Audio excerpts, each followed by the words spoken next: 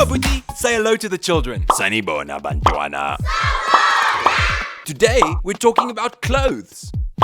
Are you ready, kids? Yeah! First of all, the word for pants in isiZulu is ibulukwe. Ibulukwe. And the word for shirt is ihembe. Ihembe. The word for dress is ingubo. Ingubo. And the word for shoe is isikatulo. Isikatulo. But the word for shoes is izikatulo. Izikatulo.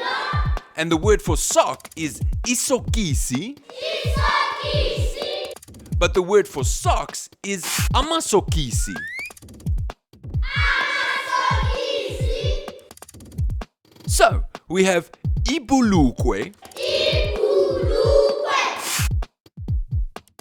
ihembe, Ihembe. ingubo, Ingubo.